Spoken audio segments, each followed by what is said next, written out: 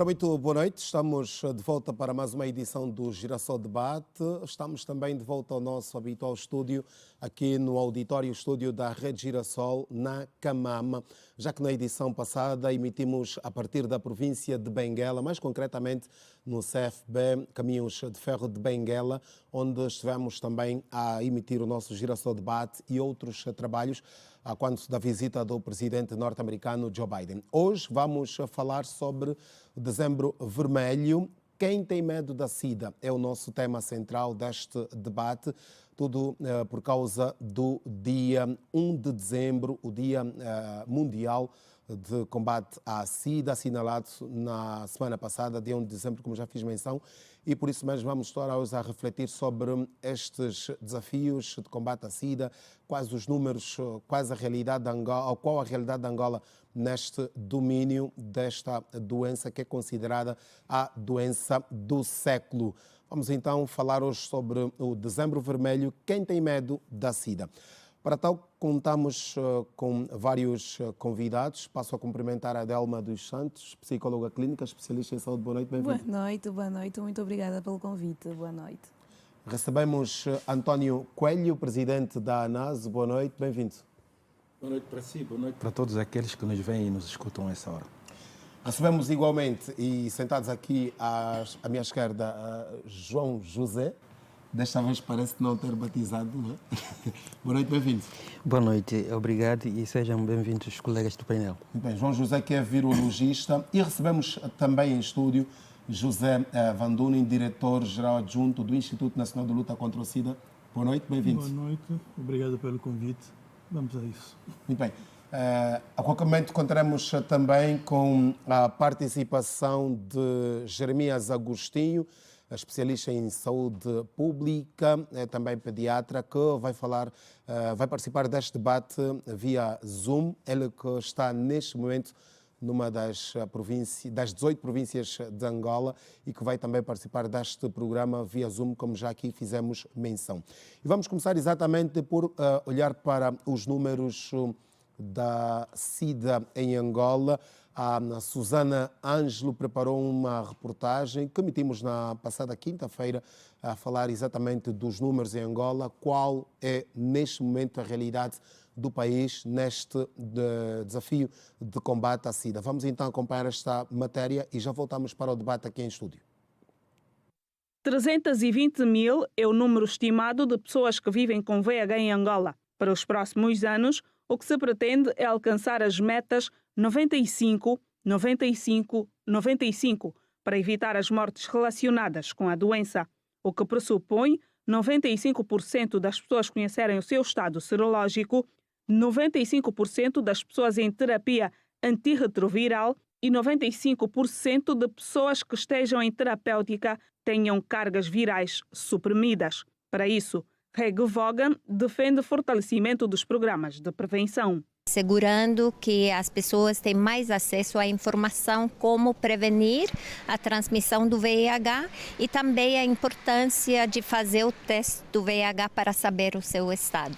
Do último relatório apresentado em outubro deste ano mostrou que a província do Kwanza Norte é a que tem o maior índice de discriminação e estigma voltado aqui às pessoas vivendo com a doença, o que faz com que também tenha maior número de pessoas que abandonam o tratamento. A alimentação é igualmente outro problema enfrentado pelas pessoas vivendo com VIH. José Vandunin, diretor adjunto do Instituto Nacional de Luta contra a SIDA, defende a inclusão das pessoas vivendo nos programas direcionados aos mais vulneráveis para que a doença deixe de ser um problema de saúde pública até 2030. Abandonam a medicação não porque não queiram, mas porque por algumas vezes não têm transporte para chegar aos locais onde se encontra a medicação, outras porque dizem que o próprio medicamento provoca alguns sintomas no seu organismo porque eles não se alimentam convenientemente.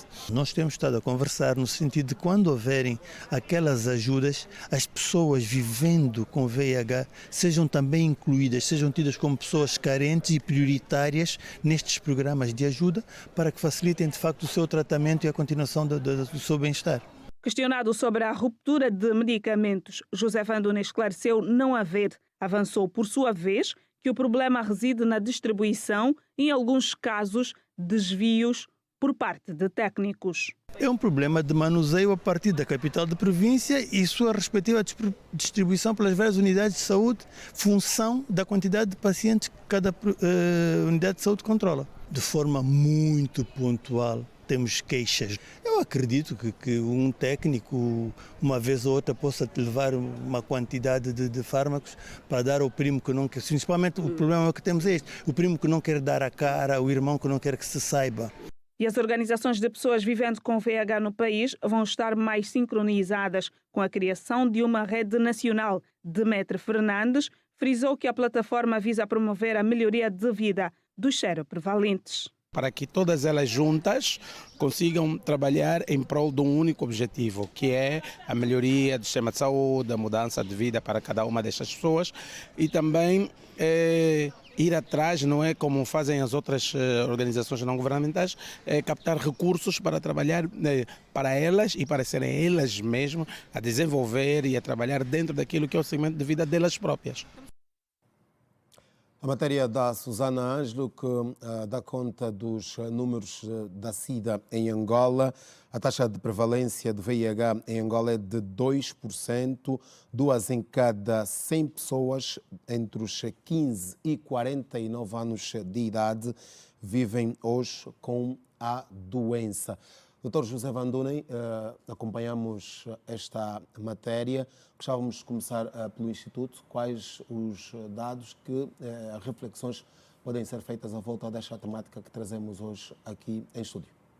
Estes são os dados que nós temos. Portanto, são os dados oficiais do país. Neste preciso momento já foi feito e que se reportam a um estudo feito em 2016, repito, e que são os que nós estamos a utilizar de forma oficial até o momento.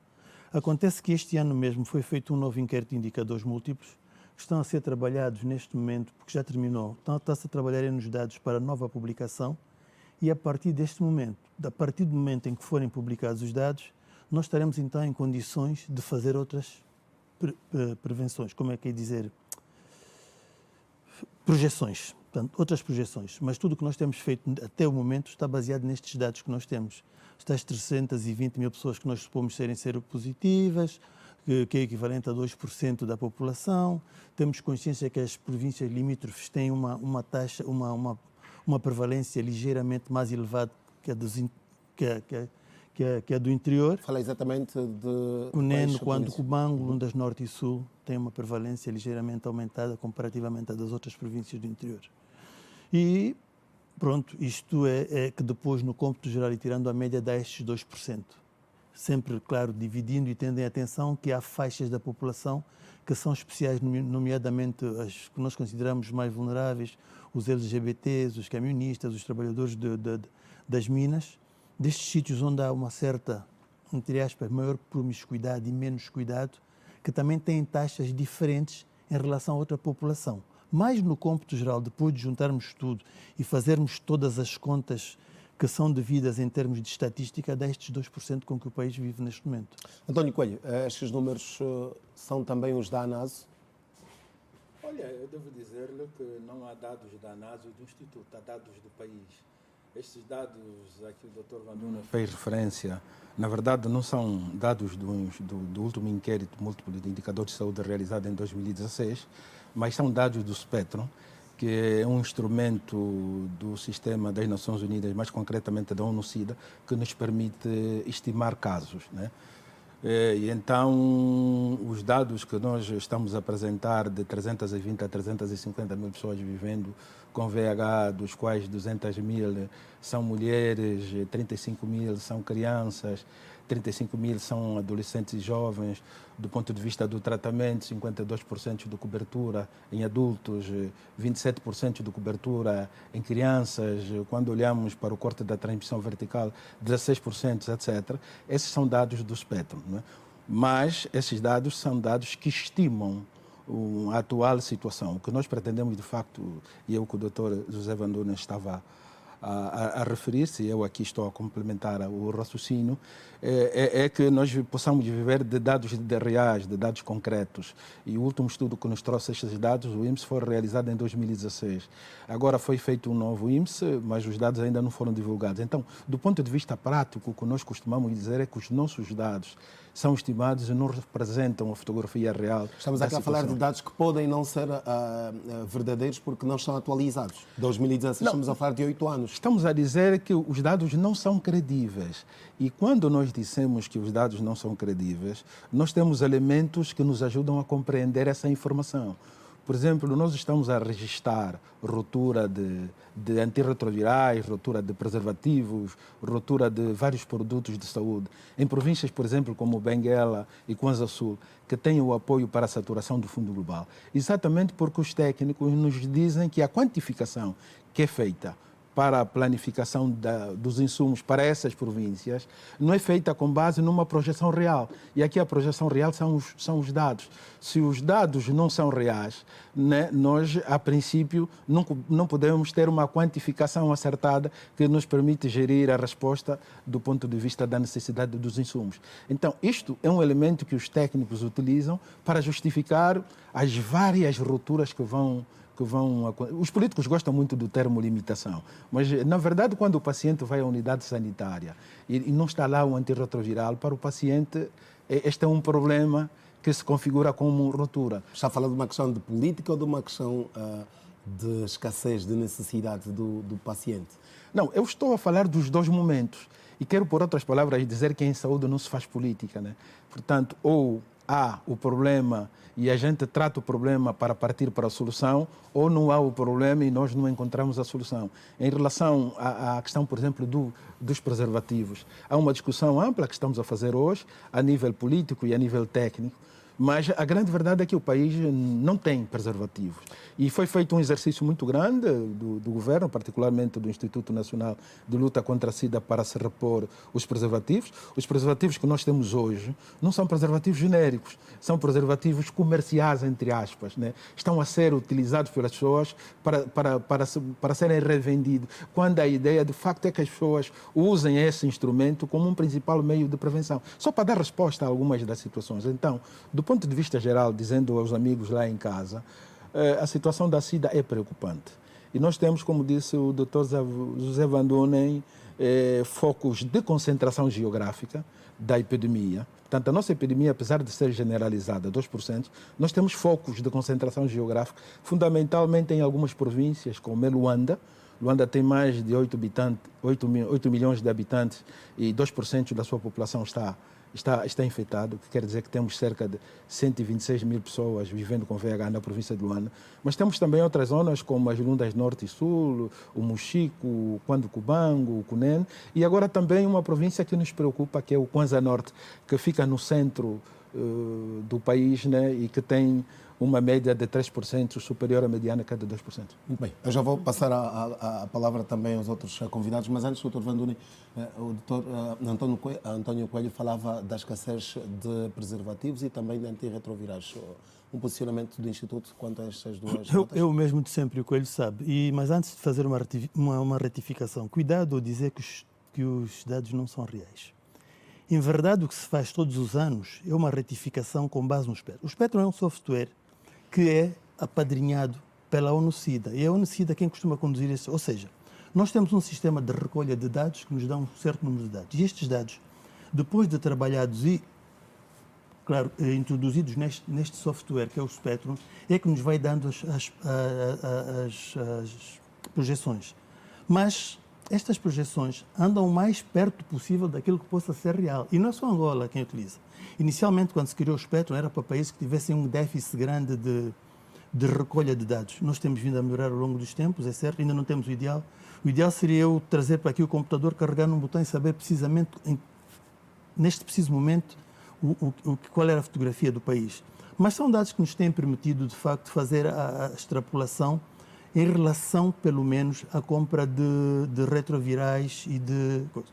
O Coelho disse bem, nós pomos, repare bem, o INLS é o órgão central, mas distribui pelas províncias, pelas direções provinciais de saúde, a responsabilização a responsabilidade dessa tarefa. Ou seja, nós pomos os retrovirais nos armazéns centrais de cada província e é aí que começa o trabalho da província. Nós fazemos apenas supervisão. E N vezes há um problema de manuseio. Como ele diz, se for ao armazém central, há de encontrar lá os retrovirais. Mas lá na ponta, lá no fundo, onde ele devia estar, ele não está. Mas aí entra também a NASO, que são as organizações não governamentais, que estão e dizem sempre que estão na comunidade. Nós agradecemos e temos ressaltado isso, porque são eles quem estão na comunidade. E o principal trabalho tem de ser feito na comunidade. Agora, vamos, em relação à pergunta que me fez, desculpe... A questão dos antirretrovirais e também dos preservativos. É mais ou menos a mesma coisa. Tivemos ruptura de preservativos, sim, já repusemos, mas ainda não conseguimos distribuir, em verdade. Mas os retrovirais nunca chegamos a ter ruptura como tal. Se algumas vezes tivemos de fazer remanejamento, um remanuseio, aconteceu sim, porque o normal seria dar 3 meses e houve vezes em que tivemos que dar para 1 mês só. Mas nós tivemos queixas e acompanhamos, o Coelho está dentro, que mesmo em Luanda havia unidades de saúde a distribuírem 15 comprimidos. Isto não lembra nem o diabo. Mas nós fomos atrás e fomos saber o que é que se passava de facto. E um dos problemas que nós temos às vezes, o problema do medicamento não estar lá na ponta, não é só nas outras províncias. Aqui mesmo em Luanda, volta e meia, nós temos que ir atrás, porque o medicamento está no armazém e temos os pacientes a virem lá de longe, a irem ao instituto reclamar porque não há coisa. Ainda não é a distribuição ideal, mas temos estado a lutar nesse sentido. Bem, Delma dos Santos, quem tem medo da SIDA? Não é verdade? Enquanto Todos psicóloga. nós temos esse medo, não é? E estamos a falar de uma doença, de uma síndrome que vai afetar o sistema imunológico. E não só, ele também vai afetar o psicológico de qualquer pessoa. Estamos a falar de uma doença que muitas das vezes tem o lado discriminatório. E o que mata muitas das vezes não é a doença, é a falta de apoio aos doentes. E nessa falta de apoio nós vamos pegar em 3 métodos, que são os familiares, que dão um grande suporte, o social, que são os órgãos da saúde, onde vai entrar toda a equipa multidisciplinar, e também vai entrar a consciencialização. O que é que vai acontecer aqui? Nós temos que prestar atenção. Fala-se muito do uso do preservativo, fala-se muito dos retrovirais, mas estamos a falar de uma população que muitas das vezes nem tem noção do que é o SIDA. Não é? Estamos a falar de uma população, porque nós temos que perceber que Angola não é só Luanda. Nós temos 18 províncias e nessas províncias temos várias camadas. Há quem essas horas não tem energia para nos ver, há quem não tem uma cadeia televisiva para acompanhar, há quem não conhece que existe essa síndrome. Então, para ele, principalmente em comunidade baixa, porque fala-se muito da taxa alta em comunidade baixa, temos que fazer uma introspeção. Porque não se trata simplesmente da camada baixa. Porque pode não haver as tecnologias avançadas para que eles tenham conhecimento, mas nós temos que ter capacidade, temos aí os sociólogos que podem desempenhar esse papel, temos aí ajudas da comunidade que têm de passar essas aberturas para essa população, porque no final de tudo, nós vamos cair quem? No Estado. E na verdade quem é o Estado? O Estado somos nós. Todos nós temos um trabalho a executar. Eu não posso vir aqui para a televisão falar bonito, criticar, e chegar lá para fora, nem sequer consigo falar para o meu vizinho, já fez os exames, conhece o seu estado. Há quem nem sabe qual é o tipo de exame para fazer, para saber se tem HIV ou não. Então, essas informações, essa luta, deve ser passada por todos nós. Porque o que mata muitas de vezes, como eu havia dito, não é a sentença do diagnóstico. Não é? Nós estamos a falar de uma doença que ainda não tem cura, tem tratamento. Quando não tem cura, tem tratamento, estamos a falar de uma pessoa que todos os dias vai ter que lidar com fármaco. E muitas das vezes existem particularidades que não é adaptado para o estilo de vida dessa pessoa. Imaginemos eu que acordo, posso beber água, posso fazer tudo, eu vou começar a ter algumas limitações, porque há um composto aí de regras que a pessoa deve cumprir para poder melhorar o seu bem-estar.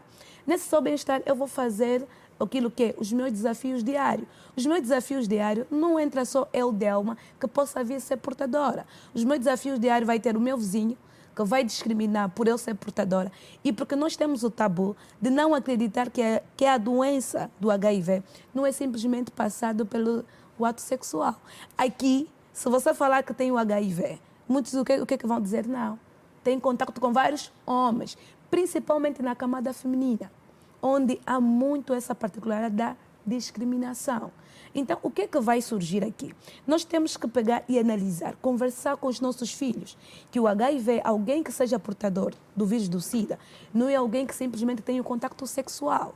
Porque quando nós falamos muito do preservativo, lá em casa podem nos entender que o único meio de contaminação é o sexo. E há quem não conhece preservativo.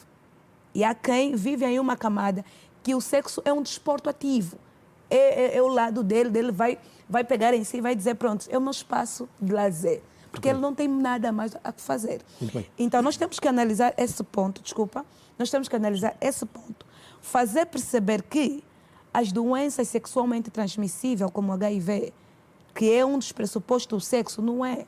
Temos objetos cortantes que podem fazer essa intervenção. Ok, Delma, já vamos voltar assim também aqui em estúdio. Vamos cumprimentar o Dr. Jeremias Agostinho, que participa deste programa a partir da província da Huila.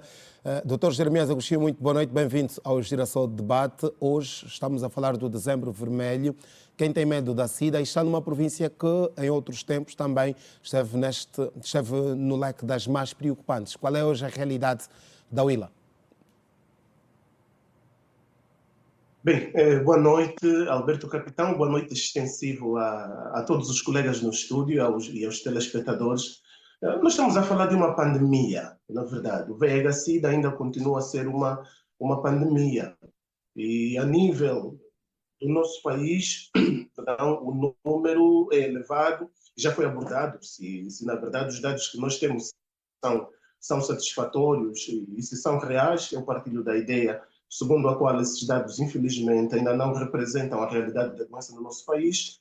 E, infelizmente, a província da Huila, assim como a província do Cunene, fazem parte das províncias cujas taxas de infecção pelo VIH-Sida são bastante preocupantes. Claro que no caso aqui da Huila, estamos a falar que nós estamos entre as províncias que possuem maior número de casos, porque a doença parece ter uma tendência, principalmente, a atingir as províncias do leste. Estamos a falar da Lunda Sul, Lunda Norte, Cubango, e depois chega até a província do Cunene, que por fazer fronteira, principalmente com a província da Namíbia e outras, acaba por ser influenciada e ter taxas de infecção pela doença que também são preocupantes. É uma doença que podemos dizer, nos últimos anos, tem recebido uma atenção não muito adequada. E o número de pessoas que se infectam todos os anos e de pessoas que morrem pela doença mostram justamente isso. Porque nós estamos a falar, a título de exemplo, segundo dados que foram apresentados agora no dia 1, tudo estima-se que, por exemplo, em 2023, o número de pessoas que morreram pelo VIH-Sida tem atingido cerca de 12 mil cidadãos. É um número bastante elevado, que deve chamar a atenção de todos nós, das autoridades, das populações, no sentido de se tomar medidas que venham a mitigar essa situação. Claro que concordo com o que acabou de dizer a doutora faz alguns minutos em relação ao facto de pensar-se que muitas vezes quem tem a infecção pelo VIH-Sida é uma pessoa que, do ponto de vista sexual, não tem um comportamento mais adequado, mas temos que concordar que a principal via de infecção na nossa sociedade tem sido a via sexual, atingindo aproximadamente cerca de 50% dos casos. E pelo facto do grupo infectado ser um grupo maioritariamente jovem, estamos a falar das pessoas a partir dos 15 anos, até 35, 45 anos, ser o grupo mais afetado e um grupo sexualmente ativo, há uma tendência de haver uma conexão entre uma situação e a outra. Agora, enquanto técnicos, nós temos que trazer aqui informações e ideias que, de facto, façam o Estado e as pessoas mudarem de comportamento e de visão da doença para impedir que ela continue a ser um flagelo. Um flagelo em Angola, pior nos países que fazem fronteiras conosco e, infelizmente, África a ser o continente mais atingido pela doença. Doutor Jeremias, tem linha aberta também para a sua participação ao longo deste programa. Vamos agora sim também dar a oportunidade do doutor João José de apresentar o seu posicionamento. Olhando para o que já foi dito, nós falamos que começasse por fazer esta distinção entre o vírus, né, o VIH, e a SIDA como tal, porque volta e meia ainda há esta dificuldade, e como dizia a doutora Adelma, das pessoas perceberem o que é realmente esta... Quando estamos diante do vírus e da síndrome como tal da doença, então gostávamos, doutor, que começasse por aí, por explicar esta diferença e depois olhar para estas vias de transmissão da SIDA. Bom, boa noite mais uma vez. Na verdade, o que acontece e que falta é a educação para a saúde.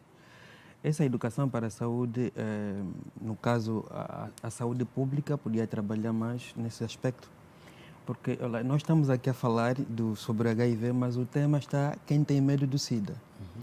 E as pessoas no bairro ou mesmo lá em casa, quando usar o termo de SIDA, para ela é uma pessoa doente. Porque, na verdade, nós estamos aqui a falar do HIV. O vírus da imunodeficiência humana, ela é um vírus intracelular obrigatório. Só desenvolve quando está dentro de uma célula. Por isso que ele é intracelular obrigatório. Depois de entrar na célula, ele vai fazer a trespasse reversa. No caso, o que é isso? Ele cria uma multiplicação para que o funcionamento do sistema imunológico funcione ao contrário. E depois dele estar a funcionar ao contrário, o que é que ele faz? Ele desenvolve. Esse desenvolvimento, aí sim haverá replicação. Quando essa replicação indo desenvolvendo e não houver um tratamento sobre o próprio vírus do HIV, aí sim a pessoa vai desenvolver para o estado do SIDA, que é o estado mais avançado do SIDA. Então nós não podemos estar a tratar sempre pessoas que ainda vivem com HIV como pessoas que vivem com SIDA. E isso, de uma ou outra forma, como disse o Dr. Coelho, muitas das vezes as pessoas fogem de ir nos hospitais, nos centros, porque são tratados como portadores, não são portadores, como SIDA. E alguém que tem SIDA é uma pessoa doente. E quando alguém está doente, provavelmente, aliás, as definições da exceção dizem que eles são uma pessoa incapaz, que desenvolve as suas funções físicas, né, mentais e intelectuais. Então, não podemos tratar as pessoas que têm o vírus do HIV como simplesmente portador e logo ser considerado uma pessoa que vive com SIDA.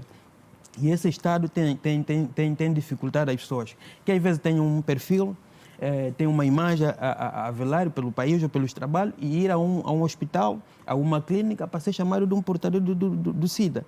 Então, seria um dos exemplos, ou seja, um dos problemas aqui a resolvermos também, a trabalharmos juntamente com o Instituto de Luta contra HIV-SIDA e não considerarmos as pessoas que têm ainda o HIV como portadores do SIDA, porque o SIDA é o estado mais avançado do HIV. Sobre os dados, concordo novamente com o Dr. Coelho, pois em 2016, eu acho que já havia um relato e dados publicados que já estávamos em 380 mil pessoas viventes com HIV.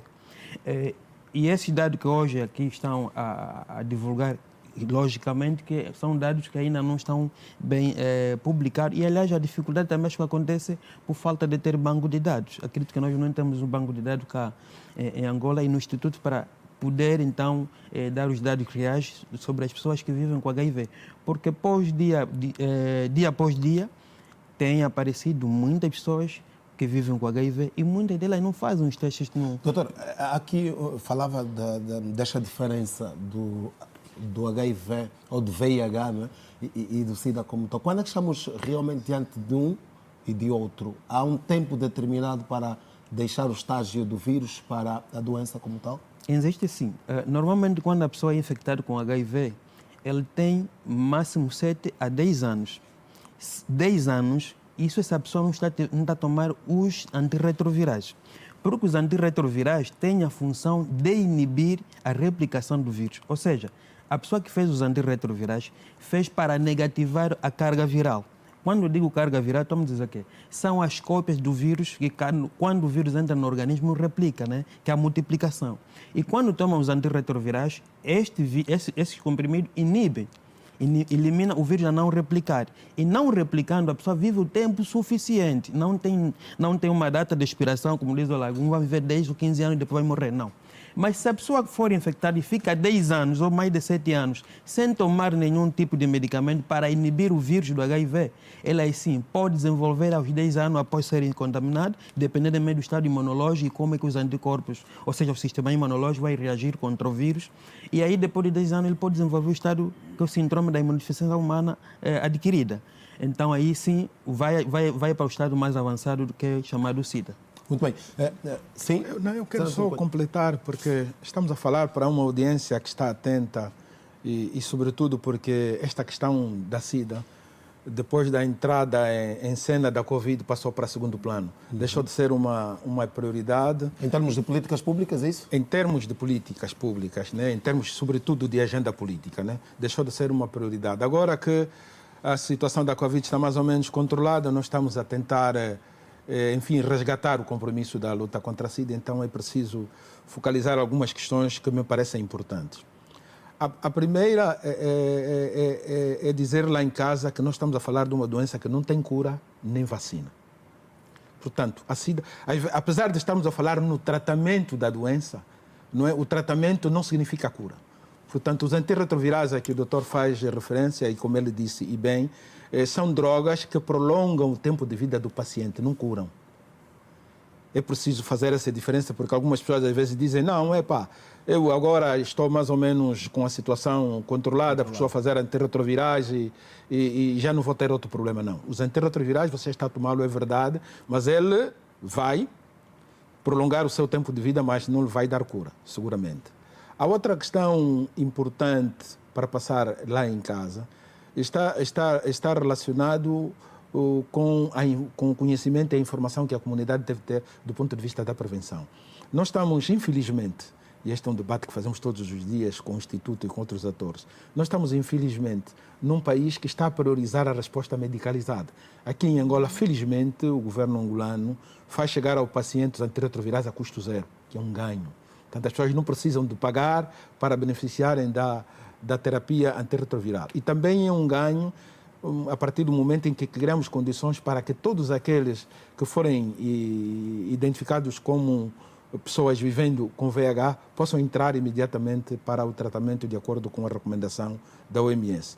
Mas é importante dizer que nós continuamos a ter um déficit do ponto de vista de informação.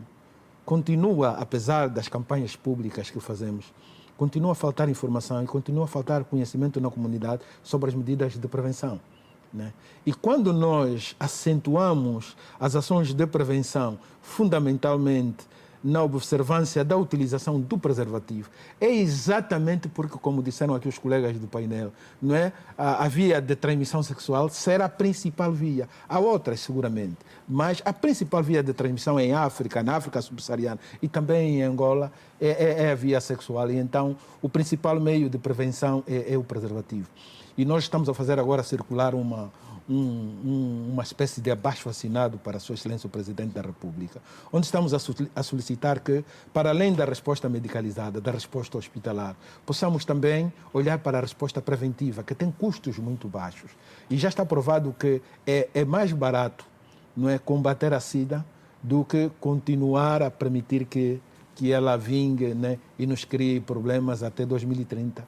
Que é o tempo limite para acabar com ela enquanto problema de saúde pública. E parece que estava a fazer a leitura do que nós estávamos a pensar. Exatamente por aí onde entraremos agora, Dr. Van Dunen.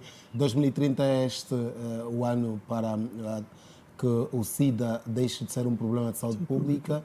Até ao momento, e com todos os dados que aqui estão a ser apontados, acredita que ainda será cumprida esta meta se também colocarmos... Se olharmos para o que disse o Dr. António Coelho, que depois, ou com a Covid, o SIDA deixou de ser prioridade em termos de saúde pública? Vamos lá dizer, não deixou de ser prioridade. Passou a ser menos falada, ou melhor, porque de facto tínhamos um problema que era gritante e havia que fazer um ataque de como nós dizemos, de urgência e emergência. Era preciso acabar com aquela pandemia.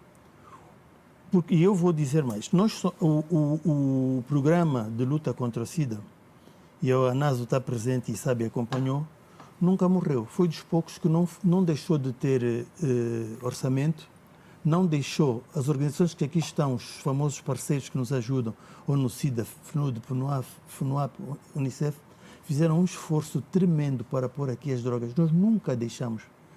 O SIDA, portanto, o VIH nunca teve carência naquela época quente de coisa. Tanto é assim que nós, inclusivamente, nós somos dos poucos institutos onde se trabalhou sempre, todos os dias se foi trabalhar, até porque a carga viral para o Covid era feita uma boa parte nos nossos laboratórios, mas isto é uma preocupação que existe. E nesse preciso momento, e louvo aqui a presença do Coelho, um dos que fez sempre confusão, foi reativado o Conselho Nacional de Luta contra o SIDA e Grandes Endemias, que foi a primeira organização que surgiu antes, em termos de Estado, relativamente, por exemplo, ao Instituto, que surgiu em 2013, o Instituto surgiu em 2005, e nós temos estado a lutar. É claro que, infelizmente, o estigma e a discriminação são os principais inimigos que nós temos com que enfrentar. É uma luta. Se vocês se aperceberem ao longo desses últimos 10 anos, quase não mudaram as pessoas que dão a cara a dizer eu sou portador de SIDA, eu sou portador de VIH, percebe?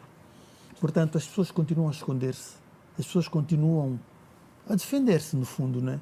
Porque a sociedade, como se disse aqui, não está muito educada para receber um indivíduo, ou para, melhor, encarar como se fosse uma doença normalíssima.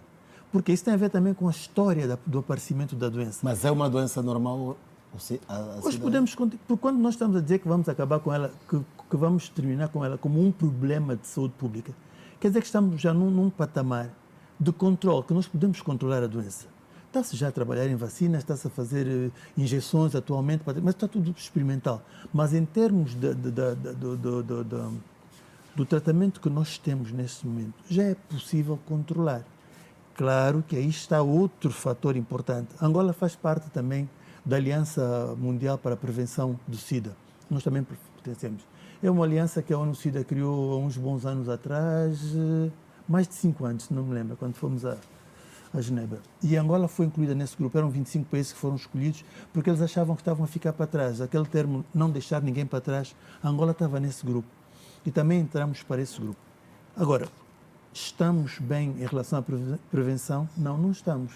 Aí sim, não estamos bem. Doutor Jeremias Agostinho, eu já vou ouvir a visão clínica ou psicológica desta questão, mas doutor Jeremias Agostinho, olhar para esta meta de 2030, com as dificuldades, com as insuficiências, com a situação social hoje, acredita que será cumprida esta meta até 2030, retirar a SIDA da lista dos problemas de saúde pública? Bem, para nós falarmos em retirar o VIH-Sida dessa lista, de atingirmos as metas para 2030, teríamos claramente que olhar para os nossos indicadores, os indicadores africanos relacionados com isso. E nesse momento, se nós olharmos para esses indicadores, o que veremos é que esta meta de 2030 é uma miragem, não vai ser atingida. O próprio investimento que é feito por Angola e por outros países africanos mostram claramente isso. Se nós avaliarmos, por exemplo, estamos a pensar que cerca de 320 mil pessoas vivem com a doença. A meta que foi estabelecida, dos 95, por exemplo, no que tem a ver, vamos supor, com as pessoas que vivem com VIH e conhecem o seu estado sorológico, dos 95% que se pretende atingir, neste preciso momento, apenas 72% das pessoas provavelmente sabem que têm o VIH. O outro diferencial, de mais de 20 pontos percentuais, vivem com a doença, mas não têm conhecimento que assim o é. Se nós avaliarmos, por exemplo, as pessoas que vivem com a doença e que fazem o tratamento, neste preciso momento, a nível do nosso país, cerca de 50% apenas fazem um tratamento antirretroviral. E o mesmo, por exemplo, pode ser colocado em relação à cobertura dos exames que são necessários, os exames como a carga viral, são exames necessários para o indivíduo ter conhecimento do seu estado imunológico, como é que as defesas do seu organismo estão nessa altura a funcionar. Ele tem de fazer uma série de exames. E a cobertura nesse momento está em 30%, quer dizer, de cada 100 pessoas que deveriam fazer, apenas 30 fazem, de cada 95 pessoas que deveriam fazer o tratamento, só 72 estão a fazer.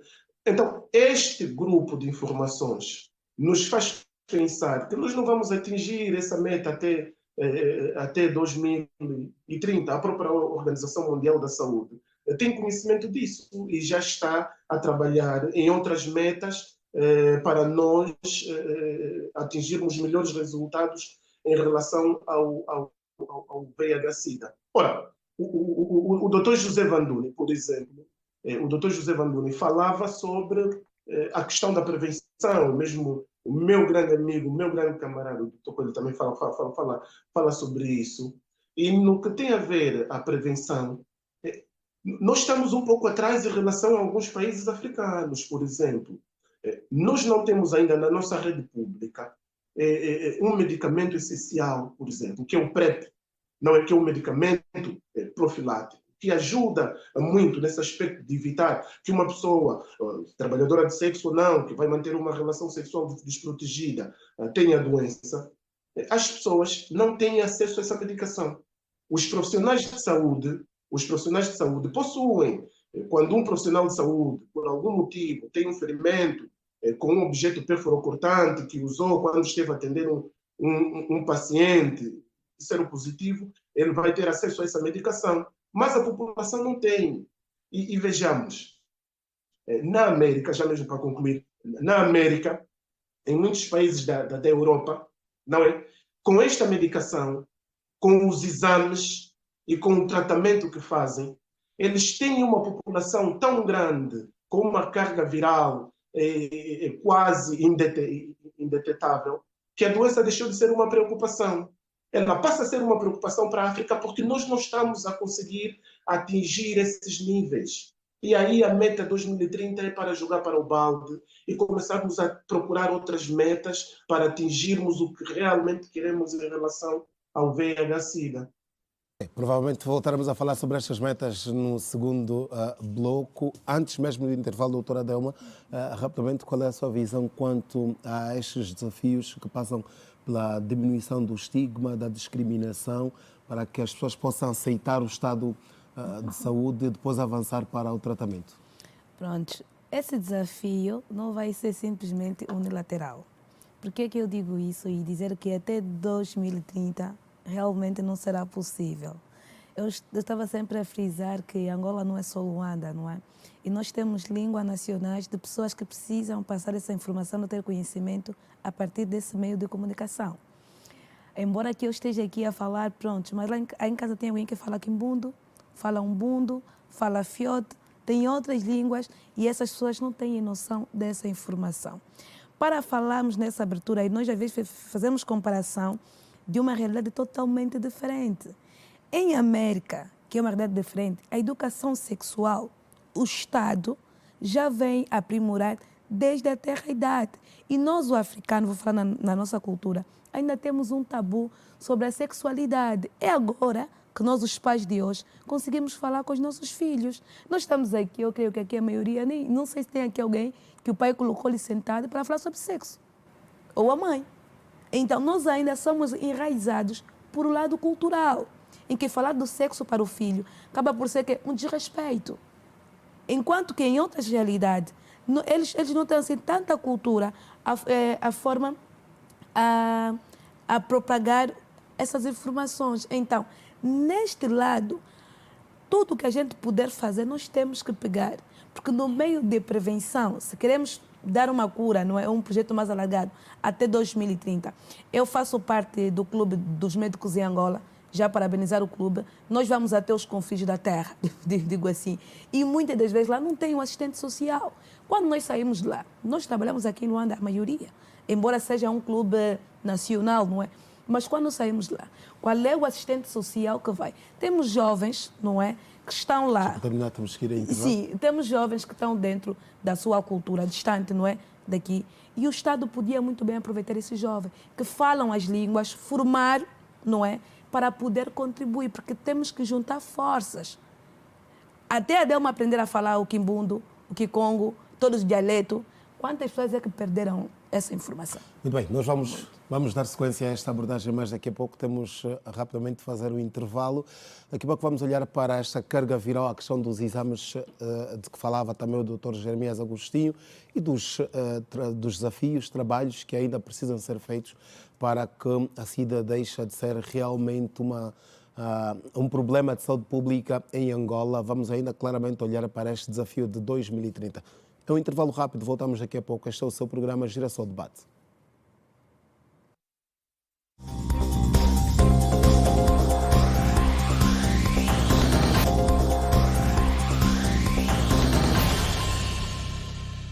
Muito bem, estamos de volta para a segunda e última parte do Girassol Debate. Hoje temos como temática Dezembro Vermelho. Quem tem medo da SIDA? O nosso assunto de análise aqui em mais uma edição do Girassol Debate. E antes do intervalo, Dr. João José, falávamos da carga viral. O Dr. Jeremias já apontava aqui a necessidade dos testes frequentes, ou da frequência de testes que deve ser que as pessoas viventes com a SIDA devem fazer para medir esta carga viral, e também a questão da mutação dos vírus. Gostávamos que nos falasse um pouco sobre isso. Bom, a carga viral é um exame que serve para controlar ou medir a quantidade de vírus no organismo. E quando a pessoa toma os antirretrovirais, como disse, e vou poder aqui reforçar a ideia, quando digo a inibição da cópia de vírus, não é a cura, mas sim a eliminação das cópias de vírus, quando a pessoa toma os antirretrovirais. Porque os antirretrovirais só têm uma finalidade de eliminar as cópias do vírus. Porque o que contamina a pessoa não é ter o HIV. O que contamina a pessoa são as cópias do vírus. Quando alguém é contaminado com HIV, ele recebe um único vírus no primeiro contato. Depois desse vírus replicar ou multiplicar-se, que nós chamamos da mutação, mutação tem a mesma coisa de multiplicação. Quando multiplicas, essas cópias, sim, se eu me relacionar com uma outra pessoa, porque a carga viral está acima do valor normal, aí sim eu vou contaminar outra pessoa. E esses exames devem ser realizados, sinceramente, no primeiro tempo, ou seja, nos primeiros 3 meses, após a pessoa ser submetida a um tratamento, deve realizar o exame de carga viral. Esse exame vai determinar se realmente o processo, o tratamento que está a fazer está a ter um sucesso ou não. E, logicamente, também vem acompanhado com o exame de CD4. O que é o exame de CD4? O exame de CD4 são exames que servem para controlar os linfócitos, que são as células de defesa. Quando a pessoa faz um tratamento, 6 meses, 8 meses, tomando os antirretrovirais, não faz nenhum tipo de exame para controlar o nível de carga viral, praticamente ele pode correr no insucesso. Porque se o médico não faz o acompanhamento de 3 em 3 meses ou de 4 em 4 meses, para ver que depois de 3 meses ter tomado os antirretrovirais, a carga viral ainda não caiu, eu, como médico, se eu tiver a acompanhar essa pessoa, obrigatoriamente devo substituir os antirretrovirais para não tomar mais. Isso tem a ver com a mutação do vírus, com esta carga viral que a mutação é a multiplicação de vírus. A mutação é a replicação de vírus. Ou seja, como disse, quando o vírus entra no nosso organismo, o vírus vai multiplicando, ele muda a forma da sua capacidade natural para... Mas se multiplicar não é aumentar não é o número de vírus? Vamos tentar perceber. Sim, a multiplicação é aumentar a quantidade de vírus. Mutação é alteração, não é mudança, a mutação tem a ver com o sistema imunológico. Quando quando o vírus está dentro do nosso organismo, ele cria alteração funcional no nosso organismo, ou seja, do sistema imunológico. O que é que acontece? Quando alguém sofre uma mutação, você sai do seu estado normal para o estado anormal. Isso é que, se for contaminado com HIV, vai apresentar sintomas, no caso, cefaleias, emagrecimento, perca de apetite, erupções cutâneas, no caso, problema na pele, e pode aparecer prisão de ventre, porque a pessoa não vai defecando regularmente, porque eles normalmente também aliás, provoca alteração da flora intestinal. E são as mutações, é a mudança do seu estado. A questão da estirpe do vírus, é isso? Certo, não. Mutação, não estamos a falar do vírus. A mutação ocorre no sistema imunológico da pessoa. Okay. Quando você, nesse caso, se o senhor não tiver HIV, não apresenta alterações funcionais do teu organismo.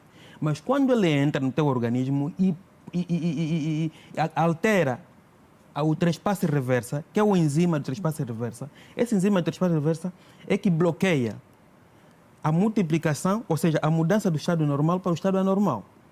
E quando isso ocorre, a pessoa vai apresentar sinais e sintomas do sistema funcional anormal. Mas se não ocorrer a mutação do seu sistema imunitário, isso não acontece. Na verdade, o vírus não sofre mutação. Por que não sofre mutação? O vírus é inerte. O vírus, a palavra vírus é um tóxico ou uma coisa inerte, não tem vida. Até o estudo, até agora o mundo científico não revela que o vírus é um ser vivo. Ele é inerte. Precisa estar dentro de uma célula, como disse, intracelular obrigatório, porque por si só ele não desenvolve. Então, quando falamos de mutação, é aquilo que tem vida e desenvolve. Quando ele não desenvolve, quando não tem vida, ele é inerte. E ele só não pode se multiplicar enquanto não estiver dentro de uma célula viva. Então, estando dentro de uma célula viva, ele vai criando alteração do seu estado funcional do normal para o anormal. Isso é que é mutação. Agora, a replicação é que é a multiplicação dos vírus, do aumento da carga viral para a pessoa estar apta em infectar outra pessoa.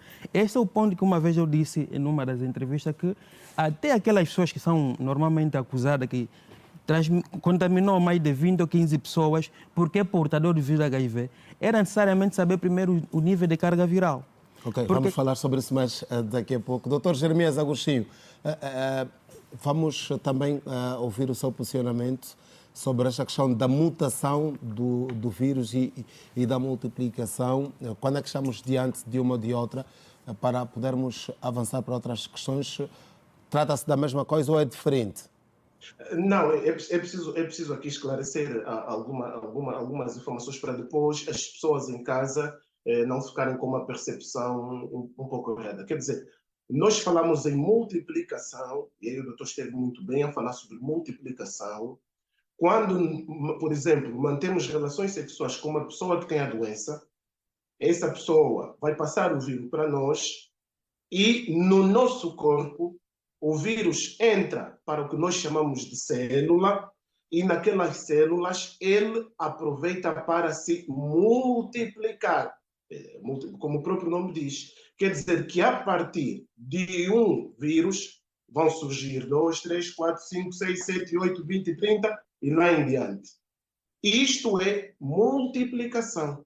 Agora, mutação é um fenômeno completamente contrário. Durante este conjunto de divisões, o vírus do VIH sofre algumas transformações que podem fazer com que ele se torne o que a gente chama de mais virulento, ou seja, mais agressivo, ou menos virulento, o que seria menos agressivo.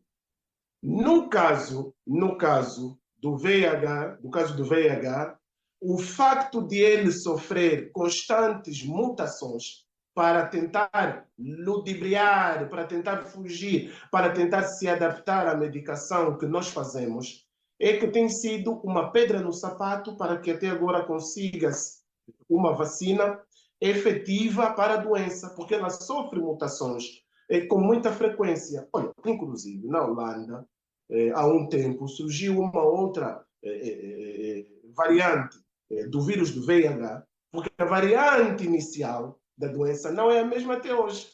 Ele sofreu essas mutações, tornou-se mais virulento, mais agressivo.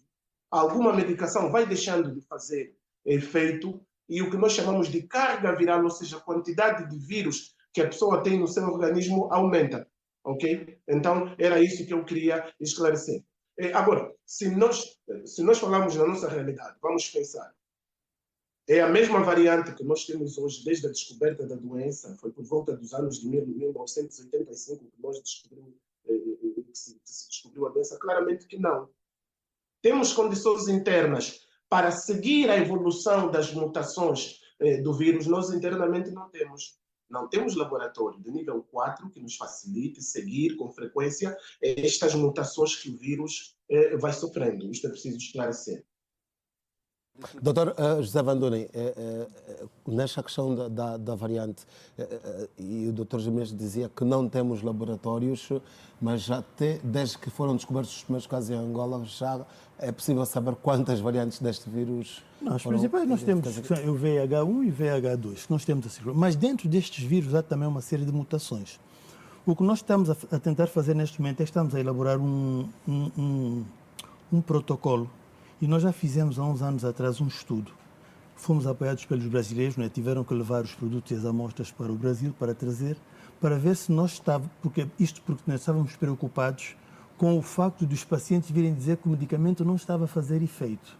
Bom, a conclusão naquela altura foi que o medicamento não estava a fazer efeito. Os pacientes não estavam a tomar os medicamentos. E, em função disso, tinham que ter a carga viral sempre aumentada. Foi preciso falar com as pessoas e dizer que do resultado que nós tivemos deste estudo sobre a mutação do coisa, não estávamos ainda perante um caso de resistência. Mas, entretanto, o que é que aconteceu logo a seguir? Nós mudamos a medicação. Nós já tínhamos a tripla com determinada composição, tiramos uma delas e pusemos uma outra que foi considerada e tem dado bons resultados. E é essa que temos estado a utilizar. Mas eu queria voltar aqui atrás a um tema. Dizer ao doutor Agostinho que ele é pessimista. Nós, certamente, não vamos, como as pessoas estão a dizer, conseguir chegar a 2030 com o caso do VIH resolvido ou como sendo um problema. Mas temos de fazer um esforço muito grande. E é como disse a colega, porque o VIH, eu falo sempre que vou aos órgãos de comunicação, eu digo, o problema do VIH não é do Instituto, não é da ANASO, é nosso. E é nosso, tanto que na Comissão Nacional de Luta contra o SIDA não está só o Ministério da Saúde. Estão outros ministérios de importância vital para a manutenção do país que também têm de participar. Agora, o que é que falta? É essa consciencialização. Logicamente, o doutor Agostinho está a falar dos Estados Unidos, está a falar da Europa. Nós temos que saber lidar, conhecer o meio em que estamos inseridos. Temos que conhecer a sociologia deste povo. Agora, temos é que juntar esforços, provocar sinergias e ir atrás. E aí estamos todos, estão os outros ministérios, estão as associações baseadas na fé, que são um grande veículo e que numa boa parte dos casos até têm sido um grande empecilho. Nós temos problemas culturais gravíssimos. Vocês sabem que aqui a pandemia é feminina, mas não é feminina só porque, como se pensa, a mulher é que é promíscua. É feminina porque, por questões culturais, tem de ser assim. E por que nós sabemos que a mulher é que tem mais coisas? Porque elas é que vão mais à consulta. Elas, quando chega a altura da gravidez, elas têm a chamada consulta pré-natal. E aí eles oferecem o teste. Então elas testam muito mais que os homens. E muitas dessas mulheres têm um problema agravado. Uma, não sabiam que eram seropositivas. Quando sabem, não podem levar para casa esse problema. Na altura em que tínhamos problema da amamentação, o problema ainda estava mais complicado. Atualmente já não, que a mãe pode amamentar, desde que esteja a fazer a medicação correta, pode amamentar, que não passa o filho. Mas quando na altura não se sabia se isso funcionava assim ou não era uma desgraça, porque elas ficavam sem amamentar e vinha a família. Sabe como é que são aqueles problemas de família? Então qual é a mãe do nosso tempo que aceite que a criança não seja amamentada? Doutor, e para quando laboratórios que vão dar resposta à identificação destas outras variantes do vírus? Nós temos laboratórios de virologia molecular e já temos um aparelho que é capaz de fazer isso, certo? Como lhes disse, está a funcionar?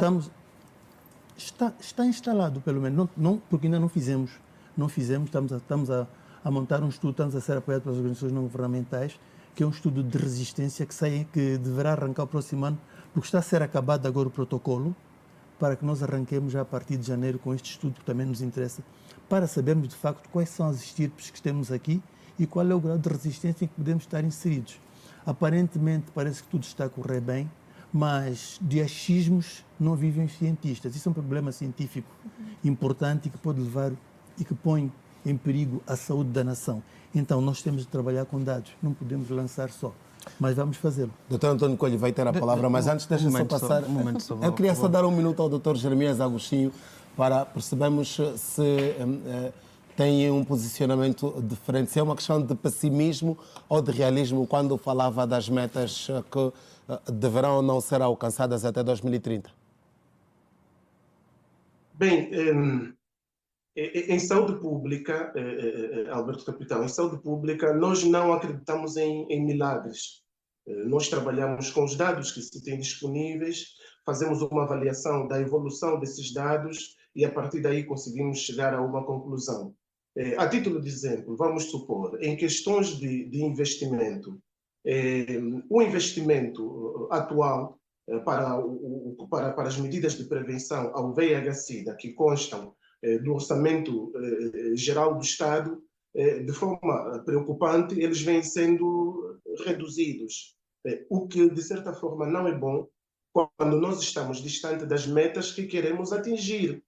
O próprio orçamento, em função da desvalorização do Kwanza e tudo mais, que é atribuído ao Instituto Nacional de Luta contra o SIDA, também vai reduzindo em função da inflação que o Kwanza vai sofrendo.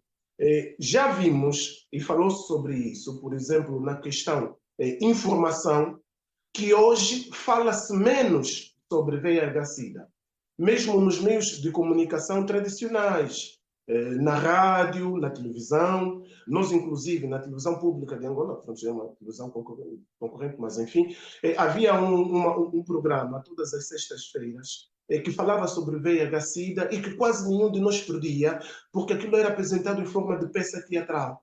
A nível da rádio, nós tínhamos vários programas que falavam sobre VIH-Sida para informar as pessoas. Esses programas desapareceram. Nas escolas faz-se menos. Fizemos um estudo com os estudantes do Instituto Superior Politécnico Alvorecer da Juventude, com a população que habita na zona do Nova Vida, e nós vimos que da juventude daquela região, cerca de 60% desconhecia as principais formas de transmissão da doença. Então, quando olhamos para esse prisma, olhamos para o investimento e olhamos para as metas que até agora, 2023, nós atingimos do programa 95, 95, 95, nos faz pensar que 2030 é uma miragem. E não é só uma questão de Jeremias. Claro, a própria OMS já diz, há pouco empenho no momento por parte dos líderes a nível mundial. As metas de 2030 estão comprometidas. Faltando cerca de 6 anos, dificilmente se vai atingir. E então vamos alongar essas metas. São dados... O doutor José, conversamos muitas vezes, já tivemos alguns workshops sobre as doenças. Pronto, nós, do ponto de vista da saúde pública, temos que olhar para os números dessa forma. Pronto, o doutor pode olhar de uma outra forma, é compreensível, mas até o preciso momento, tudo indica que as metas não serão alcançadas em 2030. Muito bem. Dr. António Coelho, estas metas e a questão também relacionada aos laboratórios, a abertura ou a criação destes laboratórios poderão dar resposta ao problema da SIDA em Angola? Olha, olhando para as metas, eu devo dizer-lhe que ao nível de Angola foi feita uma reflexão aturada, onde o próprio Instituto Nacional de Luta contra a SIDA participou. Isso concluiu de facto que alcançar os 95, 95, 95 até 2030 em Angola é uma miragem, de facto. Portanto, isso é um dado adquirido. Mas foram lançados outros desafios. Por exemplo, há o compromisso de, até 2026, portanto, daqui a 2 anos, se alcançarem as metas 75, 75, 75.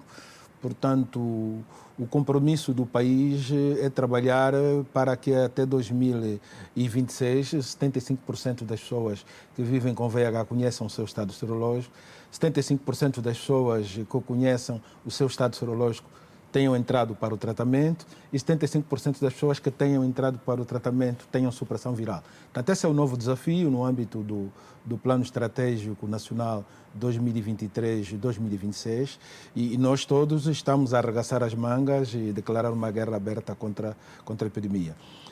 Naturalmente, e aqui olhando um pouco para o tema, quem tem medo da SIDA, eu gostei dessa abordagem. E dizer aos amigos telespectadores lá em casa e a todas as pessoas que nos veem e nos escutam a essa hora que é importante, de facto, ter medo da SIDA. É importante ter medo da SIDA, é importante ter medo do vírus que causa a doença, que é o VIH, porque, de acordo com os dados, o país está a registrar em média por ano, por dia, cerca de 45 novas infecções por VIH. que isso traduzido em ano dá cerca de 16 mil novas infecções por ano. Do ponto de vista das mortes, o país está a registrar cerca de 33 mortes relacionadas com a SIDA por dia, o que dá uma média de 12 a 13 mil mortes por ano. Portanto, a doença está aí, convive conosco e requer da nossa parte uma reação bastante positiva e emergente. Por isso é que, ao nível da sociedade civil, nós dissemos que o momento é agora. Não é? E na minha introdução eu dizia que estávamos a fazer um apelo à Sua Excelência, Sr. Presidente da República, para que de facto nos apoie do ponto de vista da prevenção, porque, como dizia o Dr. José Vanduna, nós aderimos à coligação da aceleração das ações da prevenção no país, mas infelizmente do ponto de vista da prevenção não estamos a fazer quase nada. É verdade que estamos a fazer alguma coisa, mas comparando com aquilo que é a necessidade do país e a rapidez da resposta, nós não estamos bem. E então temos de melhorar uma série de coisas. Mas o que é importante melhorar mesmo é o investimento em relação à doença. Portanto, os valores que se colocam à disposição da doença, quer em relação ao Instituto Nacional de Luta contra a SIDA, quer em relação a outros atores, comparado com os outros países da região, é quase nada. Portanto, o Orçamento Geral do Estado, em princípio... Isso é consequência do orçamento que é também atribuído ao setor da saúde. O setor da saúde só tem 5, 6%, que comparado com o compromisso da Abuja de 15% é uma desgraça. Mas quando olhamos especificamente para a componente SIDA, o Orçamento Geral do Estado atribui um orçamento específico para o Instituto Nacional de Luta contra a SIDA. Mas do orçamento atribuído, o disponibilizado, é quase nada. Portanto, o próprio Instituto também tem dificuldades de dar resposta à situação, exatamente porque nem sempre o que é prometido é o que eles recebem. Temos contribuições importantes, é verdade, do Fundo Global, por exemplo, que para os próximos 3 anos coloca à disposição de Angola cerca de 50 milhões de dólares para a SIDA, no período 2024-2027, em 3 províncias, Benguela, Kwanza Sul e Bié, o que quer dizer que Benguela, Kwanza Sul e Bié, nos próximos 3 anos, vão ter cerca de 50 milhões de dólares para a componente SIDA. Temos também uma contribuição importante do PEPFAR, que está em 4 províncias, no caso Benguela, Uambo, Lunda Sul e Cunene, com uma contribuição também bastante positiva de cerca de 10 milhões de dólares para os próximos 10 anos. Mas quando nós olhamos para aquilo que se vai fazer com os 50 milhões do Fundo Global e para aquilo que se vai fazer com os 10 milhões do Fundo Global, entendemos que mais de 70% desse valor é para a aquisição dos produtos de saúde.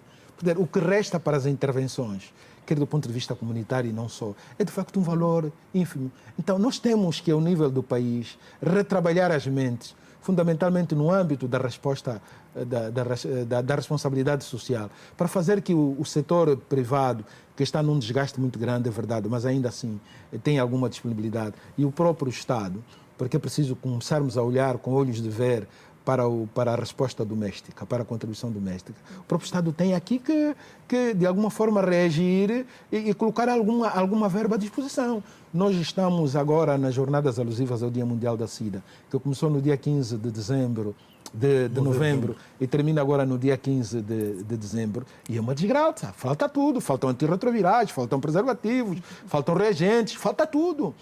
Quer dizer, nós estamos a fazer marchas de solidariedade contra a SIDA e é importante reconhecer a participação das pessoas porque elas têm compromisso. Mas elas estão a participar dessas marchas de solidariedade, não é? Por amor à camisola. Quer dizer, sem água, sem lanche, os nossos ativistas, aqueles que estão a beneficiar dos diferentes projetos, estão há mais de 3, 4 meses sem um subsídio porque não há disponibilidade. E, de facto, também aqui temos que olhar com olhos de ver para a questão do estigma e da discriminação. Então, João José, está a pedir a palavra? Sim, deixa-me só concluir esse raciocínio do estigma e da discriminação. Nós temos agora a Lei 8/04 que está a ser revisada. E ela está a ser revisada exatamente... Esta questão da lei, doutor Coelho, vamos só deixar ouvir, já vamos olhar para a questão do estigma e dos outros desafios. Sim, estava a pedir a palavra há algum tempo. Pois, eu estava aqui para reforçar. É importante perceber que o HIV ele é da família retrovírus. Retrovírus significa vírus lento, ou seja, retarda o desenvolvimento. Ele tem um processo longo. E esse processo longo, por isso que ele não tem mutação conforme... O termo mutação, que algumas vezes usamos, é uma forma literal. Mas na família dos retrovírus, você não vai encontrar um HIV agressivo. Por isso que a pessoa que tem o HIV vive o tempo suficiente, desde que a pessoa faça o tratamento. Ele não é agressivo. Existem 2 tipos de vírus do HIV, o tipo 1 e o tipo 2. O tipo 1 normalmente é aquele que se manifesta com sintomas e sinais. O tipo 2 é aquele que não se manifesta nada. Há pessoas que às vezes eu estou doente ou estou com uma dor de cabeça e vou preferir ao hospital, às vezes, por exemplo, o doutor José pode me acompanhar. Epa, o João José está doente, vou acompanhar o meu amigo, está doente, e chegando ao hospital, vão fazer os testes normalmente, Doutor, descartar. neste caso com que acaba de explicar, pode haver alteração na questão na sequência genética do vírus? Falava que do ADN ou do RNA, por exemplo, para percebermos essa questão da mutação que fala? Pode acontecer, pode haver, mas não há estudo, evidências científicas que continuam a mostrar que o HIV sofre Não é em Angola mutação. ou no mundo? Não, no mundo. Okay. Olha, até o caso que foi divulgado, acho que na Holanda ou não sei aonde. Na Holanda. Até hoje não tem mais provação científica que diz que aquele houve uma mutação. Não houve. Por isso que ele é da família retrovírus. Os retrovírus não são agressivos. Por isso que nós estamos aqui a falar, mesmo falando da prevenção, nós precisamos passar a informação. Existe uma disciplina na área da saúde chamada IEC, que é informação, comunicação, educação e comunicação e informação. O que acontece? Quando nós não nos comunicamos bem, as pessoas que não percebem da saúde também ficam com medo. Quando nós não educamos a sociedade, também não ficam... Porque até hoje nós estamos a falar de prevenção, quase 100% das pessoas só falam mais da prevenção do preservativo. O comportamento das pessoas... Por exemplo, o que acontece? Eu conheço, por exemplo, eu vou conhecendo uma jovem, sem fazer os testes com ele, o que eu vou fazer primeiro? Os preliminares. Porque ele tem a noção que o importante é usar o preservativo. A prevenção não prima somente usar o preservativo. Ainda que o governo financie os programas de luta contra o HIV/SIDA, se nós não primamos na informação de como a pessoa pode ser contaminada com o vírus do HIV, a pessoa vai usar. Há muita gente que usa um preservativo, mas tem o diagnóstico do vírus do HIV positivo e não sabe como é que apanhou o vírus do HIV. Mas ele diz assim: eu usei o preservativo e nunca tive um sexo desprotegido. Porque ele pensa o seguinte: ele faz os preliminares, não tem uma educação pensando. Porque os fluidos, ou seja, os fluidos corporais, no caso do vírus do HIV, nós podemos encontrar nos fluidos, no caso vaginal ou no sêmen. Imagina eu estiver a fazer um preliminar. O homem liberta um líquido, que é o primeiro que sai para lubrificar. Eu fazendo aquele processo normal, eu posso contrair o vírus do HIV se a pessoa tiver a carga viral acima do valor normal. Eu fazendo um processo preliminar na minha namorada, que não conhece o estado serológico, e, ou seja, mesmo conhecendo e não sei qual o nível de carga viral que ele tem, a partir daí eu posso levar o vírus do HIV. E aí, passando algum tempinho, vai desenvolvendo. Isso, o vírus do HIV, como disse, não sofre, não é agressivo. Atenção, o vírus do HIV não é agressivo. Ele tem complexidade. Ele é complexo, o vírus do HIV, mas não é letal. Ok. Doutora Adelma, estamos a falar de um vírus que está a ser discutido, faz parte dos debates há mais de 30 anos, estamos a falar de quase 50 anos de vírus, mas o comportamento das pessoas ainda não é o adequado, tal como também aqui já falamos ao longo deste debate. O que é que leva a isso, na sua visão enquanto psicóloga também? Como é que olha para esta situação? Infelizmente, a negação, que é a falta de aceitação do vírus, ou a pessoa acaba por estar afora. Por isso é importante preservarmos, e eu sou a favor que as empresas, tanto o setor privado como o público, optam muito pela consulta da medicina ocupacional, de forma obrigatória. Por quê? Porque ainda tem a contaminação dolosa. Há quem tem o vírus, sabe que tem, e ele não aceita. E a não aceitação faz com que ele não faça uso do fármaco. Por isso é importante que eles tenham acompanhamento do fórum mental para eles poderem primeiro aceitar e entender. Assim como nós vamos conversar com alguém que tem diabetes, alguém que tem asma, nós precisamos entender que essa patologia está aí e tu, se seguires os parâmetros daquilo que vai ser orientado, a tua vida não termina aí. Muito pelo contrário. E muitas das vezes, dentro do relacionamento, isso que o doutor estava a explicar, nós não temos essa condição de saber o estado serológico do nosso parceiro. E quando há esse ênfase o que é que vai acontecer? Eu vou pegar e vou me cuidar, porque eu sei. Existem muitos casais que, infelizmente, um faz o tratamento e o outro não faz. E muitas das vezes só é descoberto já quando tem aí o estado avançado, que é a morte. Existem famílias que só descobrem que o seu familiar morreu de HIV no dia do funeral. E existem aquelas famílias que os filhos também já têm a contaminação, porque a negação faz com que eles nem façam a prevenção quando encontram-se gestada. A mãe está gestada, não faz a prevenção, tem a negação, principalmente em casos de contaminação dolosa. Isso temos que falar muito, porque isso traz uma revolta. É a pessoa olhar para si e dizer, então eu estava bem, envolvi-me com fulano, agora tenho essa doença, eu não vou me curar, eu vou transmitir. Mas é só um problema de negação? A negação parte do psicológico, porque tudo começa da mente. Se a tua mente aceitar, você vai aceitar teu tratamento. Nós temos que parar de entender que as doenças não é só daqui para aqui. O lado que está aqui é que temos que tratar, não. Nós temos o organismo e temos o cerebral. E o cérebro também faz parte do órgão do organismo humano. Também é um órgão. E esse órgão precisa ser cuidado. Quando for cuidado, o nível de aceitação é melhor. E tendo o nível de aceitação, trabalha-se também com a família. Por isso é que temos muita terapia familiar. Para que essa família, para que esse indivíduo dentro dessa família não sofra aquilo que é a ruptura, aquilo que é o afastamento familiar, que muitas das vezes eles têm enfrentado. E muitas das vezes dentro mesmo daquilo que é a sua camada laboral. Por exemplo, nós estamos a falar do lado profissional. Ainda temos discriminação dentro do nosso campo de serviço. Hoje em dia, chefes há em departamentos que vão usar esse método para poder Para despedir aquele funcionário. É a razão pela qual muitos funcionários não aceitam. E acredita que essa responsabilidade não é só do setor da saúde. Porque se um paciente, independentemente de ser paciente, estiver aí e ele não tiver uma obrigação, como é o caso da gestante, que tem a obrigação de fazer os testes, mas vamos supor que vai com uma dor de cabeça e eu faça um teste de HIV. Noutra hora, você pode abrir sim um processo para aquele profissional que ele vai atender, porque está a quebrar aquilo que é a ética e deontologia profissional.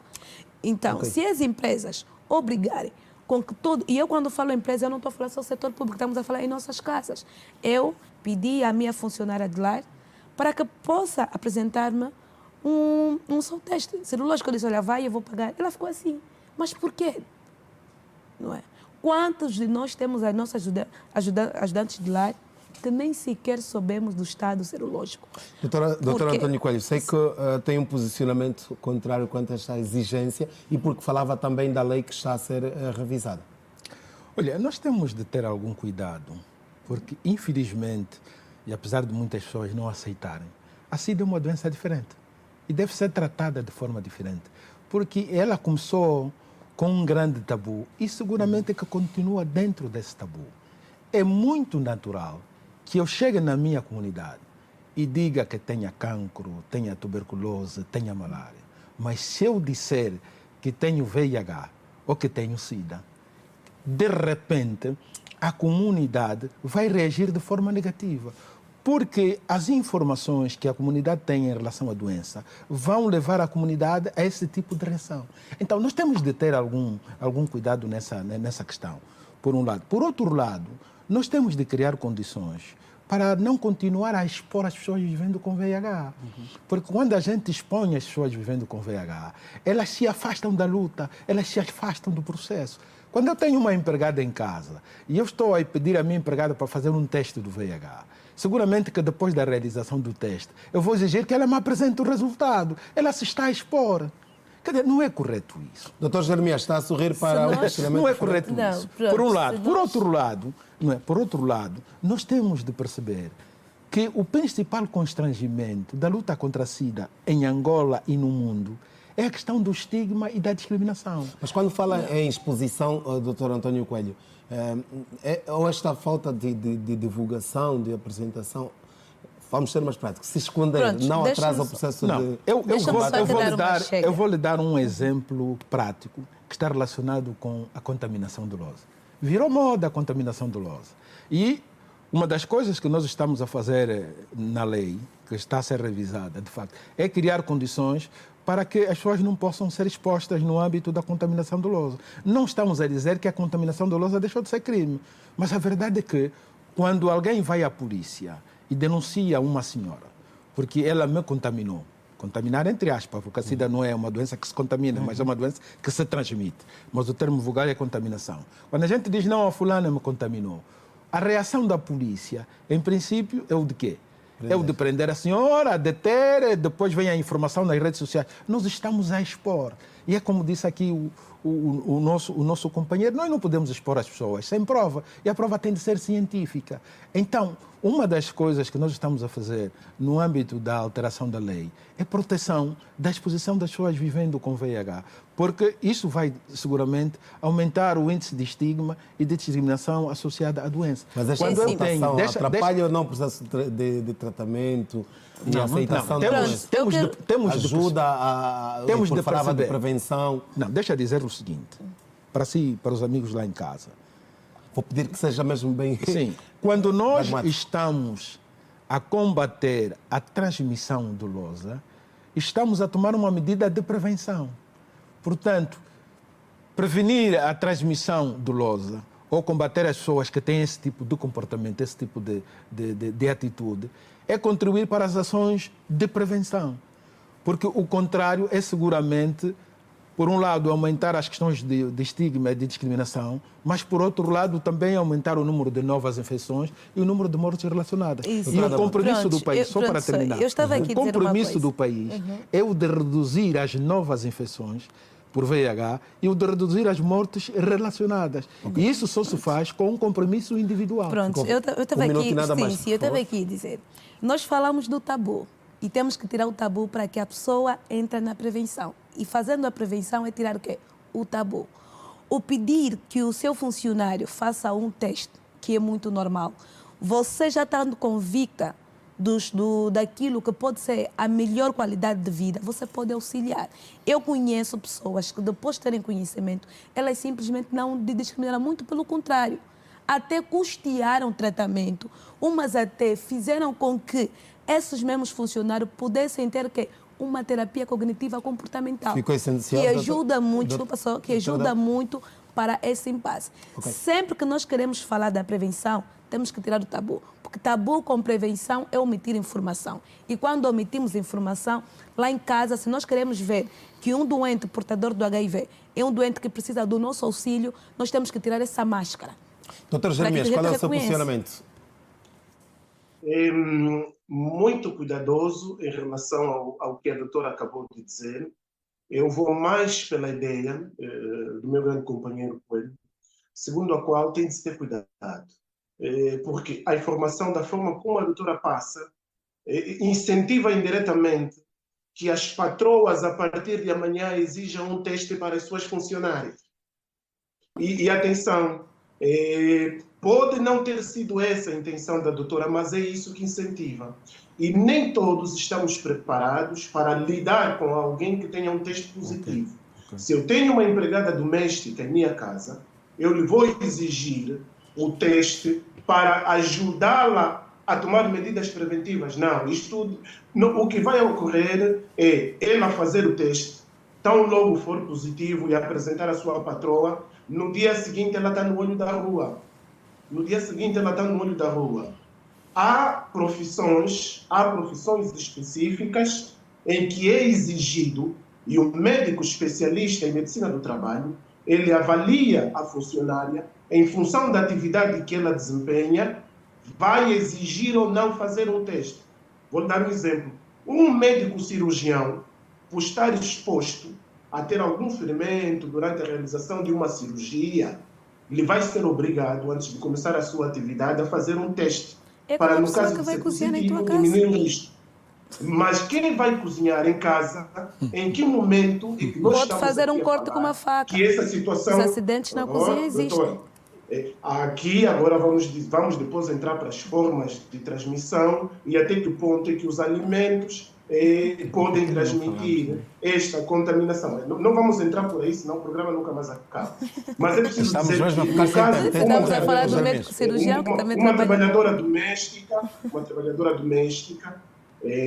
trabalhador, o jardineiro de lá de casa, o indivíduo que trabalha com as plantas, temos de ter cuidado, não exigir que ele faça um teste de VIH. Ele vai para a rua no dia seguinte. Doutor Jeremias, E depois isto vai levar à discriminação. Doutor Jeremias, está a ouvir-nos? Está a ouvir-nos?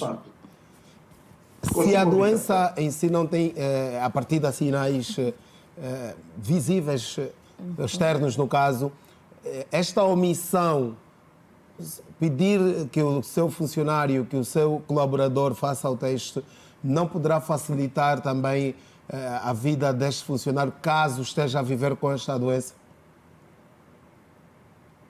Ele pode fazer o teste, até porque nós temos centros de testagem voluntária, quer seja NASO, quer seja o Instituto, com muita frequência fazem campanha de teste, onde o indivíduo faz o teste, pega no resultado, apresenta ao pessoal, ao técnico de psicologia que está lá, vai avaliar, vai conversar com ele. Se for positivo, ele vai dar um conjunto de instruções. Certo. Ali nós temos uma cadeia criada para atender o indivíduo que vai fazer o teste. E depois quem é Porque senão vamos ter que exigir que a prima, a sobrinha, a tia, o tio da doutora, quando for em casa e participar de alguma refeição, de fazer a refeição em casa, vai ter de trazer um teste. Não, isto não é assim que funciona. Fazer o teste desta forma que a doutora sugere é uma das vias de discriminação do indivíduo que tem VIH. Isso já existiu. Os patrões, há alguns anos, já exigiam o teste do VIH à torta e à direita. O Estado teve que criar uma lei que limite e dê poderes ao médico especialista em medicina do trabalho a definir em que condições, em que profissões é que o indivíduo deve fazer. Agora, as medidas de prevenção todos devemos saber, independentemente de eu ser médico, de eu ser empregado doméstico, de eu ser carpinteiro, todos devemos saber sobre a doença. Dr. José Vandunem, estamos diante de uma situação que pode também agravar aqui o problema da discriminação, esta ocultação do Estado de Saúde. Em verdade, qual é o posicionamento do Instituto quanto a esta exigência? O Instituto segue a lei. O Instituto segue a lei, aquilo que está plasmado na lei. O indivíduo, para fazer o teste, tem de fazê-lo de forma voluntária, ou se caso o médico queira fazer, terá de pedir autorização do paciente. Agora, o que é que nós incentivamos? É que as pessoas façam o teste voluntariamente para conhecerem o seu estado serológico. Porque quanto mais cedo começarem o tratamento, mais eficaz ele é, maior é a qualidade de vida com que vão viver para o resto da sua vida. Não podemos, de facto... eu entendo um bocado a doutora, porque o que aconteceu? E eu senti isso quando foi do Covid. Uma boa parte das empregadas foram obrigadas a ficar em casa, porque as patroas tinham medo que elas trouxessem o Covid. Ou ela me traz um teste negativo, ou aqui não entra, percebe? Mas isso, de facto, quer dizer... No nosso grau de literacia e de instrução que a nossa população tem que se ter um certo cuidado e uma certa parcimônia para não criar suscetibilidades e aumentar até talvez a discriminação e o estigma, percebe? O normal seria até qualquer empregada, quando fosse para qualquer empregada fosse trabalhar, tivesse um carnet, uma caderneta de saúde, onde tivessem lá os seus resultados, as suas análises. A primeira análise tem que fazer, entre eles ela, não só essa, mas também temos a tuberculose, temos a hepatite, temos as hepatites e tal, são patologias com as quais temos que nos complicar. Mas, é como disse o Dr. Jeremias, a má interpretação pode levar a um aumento do estigma. Então nós temos que ter uma certa parcimônia, um certo cuidado a fazer isso. Agora, incentivemos as pessoas a fazerem o teste voluntariamente perante uma equipe treinada para poder dar prosseguimento a atitudes que não levem a esse tipo de situação. Senhores, infelizmente temos de concluir. Um minuto para cada para avançarmos, temos de nos despedir. Assim já está a contação. Em 1951 fez um estudo que provou-se que não existe contaminação com partilhas de talheres, no caso o copo e outras coisas. E esse, conforme a visão da doutora... Me referi a objeto cortante. Objeto cortante. É tudo isso. Aí está lá o talher, está lá. E outra coisa é que o vírus, numa temperatura acima de 100 Celsius, não sobrevive. E quem está na cozinha, ainda que ela se cortar, né? Como diz algumas perguntas que eu sempre recebo, ainda que ela se cortar e o sangue cair na panela, o vírus não sobrevive porque está em altas temperaturas, não o vírus sobrevive a isso. Então não há necessidade. E aliás, por isso, essa questão, há um termo em direito de saúde que diz que confidência. Quem deve autorizar, ou seja, divulgar e solicitar os exames, o resultado da HIV, deve ser um especialista, um médico que está lá a acompanhar. Porque se você solicitar os exames fora do fórum normal, o que é que está a fazer? Mesmo uma discriminação. Porque você, detectando que essa pessoa vive com HIV, amanhã você não vai permitir que essa pessoa entre em casa. Porque tem médico que só pegando a faca, a colher e outras coisas, e se cortando aí, vai transmitir os seus filhos e dando banho. Até pessoas que não conseguem usar, até banheiros. Isso está provado cientificamente. Nem mesmo a partilha de banheiros existe evidência para a contaminação do vírus do HIV. Então é preciso nós termos sim, realmente atenção, e concordo com o doutor Jeremias e o doutor José. Todos nós aqui estamos a defender contra a discriminação. Porque em função dessa discriminação que as pessoas não vêm dar cara que eu tenho HIV. E por outra coisa, pronto, já estamos a terminar, eu sempre digo o seguinte, o doutor José disse que já existe prevenção e as pessoas estão a lutar para termos vacina. Olha, eu não digo que o HIV não tem cura. Existe cura, mas não de uma forma que todo mundo teria acesso. Porque nós estamos a falar em 7 casos relatados mundialmente sobre a cura por intermédio da medula de transplante de osso. Certo. Então é uma evidência. 7 casos é um termo, não estou a dizer que todo mundo terá acesso.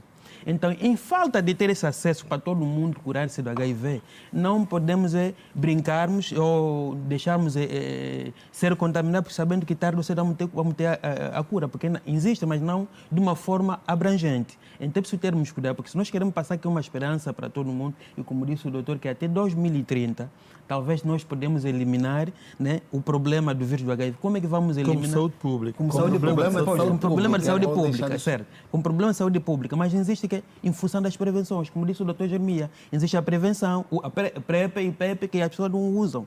Se nós primamos isso, porque existe uma evidência que futuramente, ou tarde ou cedo, a cura pode chegar para todo mundo. E todos nós oramos para que as pessoas que vivem com HIV hoje, futuramente vivam normalmente. Mas nós precisamos dar um conforto emocional e psicológico a essas pessoas, que se forem diagnosticadas com HIV, não perca a fé, não perca a esperança, continue tomando os seus medicamentos, né? Existem vários métodos de sobrevivência e aceita a sua condição. Os médicos estão aí, né, para poder nos ajudar, não só apenas usar o preservativo para pensar que não, eu tenho HIV usando o preservativo, não vou contaminar outra pessoa, mas existem vários riscos, sim, vários riscos para a contaminação. Contaminação. Sim. Ou a transmissão. Doutora Delma, com este problema da discriminação, como é que se pode trabalhar a mente das pessoas que vivem com a doença no sentido de aceitarem? Primeiro entendermos colocarem na linha da frente também para o combate a esta doença. Primeiro entendermos que as doenças não escolhem raça, cor e idade. É importante. E para nós falarmos da prevenção, nós temos que falar da existência. Porque nós não vamos prevenir uma coisa que a gente não sabe que existe. Então, se tem uma existência e nós colocamos a mão, todos nós, e fazer entender. Comparou-se Angola e América, não é? O continente africano e o continente europeu. Vamos entender, hoje em dia lá na Europa, é muito fácil você chegar e até é lei que o teu profissional apresenta-te exames que asseguram a sua saúde, não só física, como também emocional. Então, se nós queremos fazer essa comparação bonita, vamos começar naquilo que é didático para fazer realmente o certo. Aqui também nós podemos implementar. Nós não podemos só implementar quando é o lado bonito e dizer, não, na Europa temos esse caso assim, na Europa, porque lá o europeu, para ter esse caso, é porque eles acreditaram que tinha que ser assim. Uma sociedade educada, uma sociedade que não foge daquilo que é uma patologia, porque todos nós podemos estar propensos a ter. Até eu que cá estou, hoje não tenho, mas amanhã eu posso receber esse diagnóstico. É uma verdade crua e nua que está para todos. Ele não vai escolher, não é? E quando nós falamos de doenças transmissíveis, nós falamos que o sexo não é a única via, apesar de ser a via mais propensa, mas não é a única. Então, não sendo a única, nós não vamos descartar ou negligenciar as outras para fazer bonito, porque assim não estamos a combater. não estaremos a combater. E quando nós participamos em palestra, que eu mesma vou muitas vezes encontro doutores a dizer os objetos cortantes estão aí, que pode ser uma via. Então, se pode ser uma via, esses objetos não podem ser nulo. Nós demos o exemplo do cirurgião. Por que o cirurgião pode fazer, não é? O doutor, noutra hora, estava a dizer que um médico cirurgião é obrigado a fazer esse teste. Agora, eu me pergunto, os nossos ajudantes de lar, e eu quando falo não me refiro só ao campo feminino, estou a falar em toda a perspectiva. Os nossos ajudantes de lar, que também têm contato com um objeto cortante, que ao cortar também podem cortar. Vamos supor que tem uma criança no colo, é uma babá, está a trabalhar com uma criança, está a fazer uma sopa, alguma coisa, e faça um corte e a faca cai, pode cortar também o bebê. Então, nós temos que pegar o mesmo pensamento que temos quando é um médico cirurgião em um bloco, que pode fazer um corte e ter contato diretamente com o paciente, porque é isso que se imagina. Está com o paciente, está aí aberto, fez um corte, caiu, contaminou, não é? Mas é diretamente. É diretamente. Então, em casa também isso não é descartável. Conclua, não é descartado. Então, para concluir, é que não existe prevenção sem conhecimento.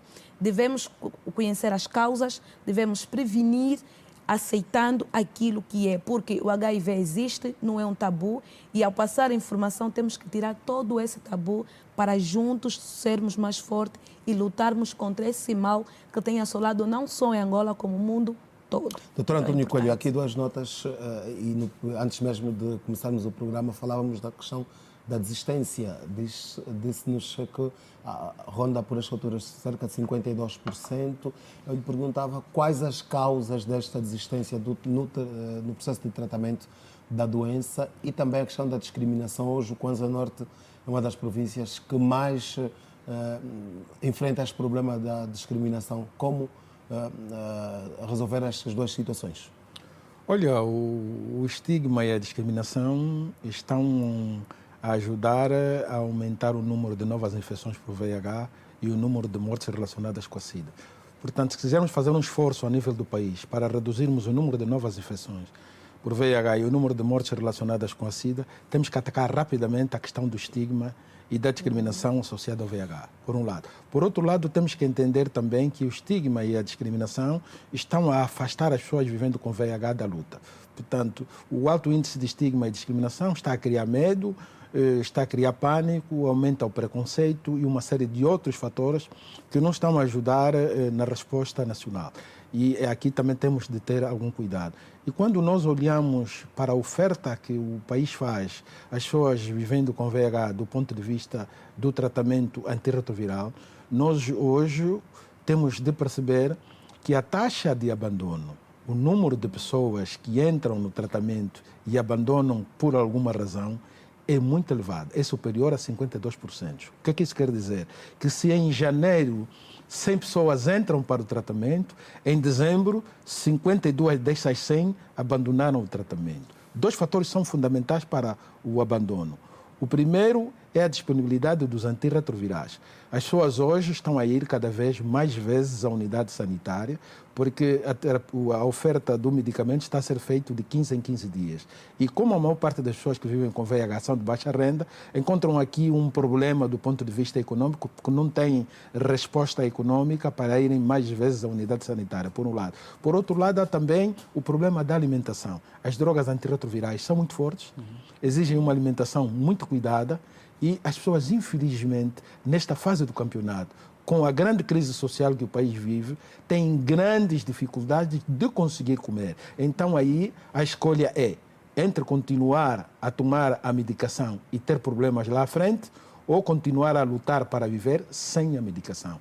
Nós, enquanto ANASO, com apoio do Instituto Nacional de Luta contra a SIDA e de outros parceiros, temos estado a trabalhar numa oferta de cestas básicas para as pessoas que vivem com VIH, no sentido de aliviar o sofrimento do ponto de vista alimentar, mas aqui temos um outro problema, que é a ausência de solidariedade no país.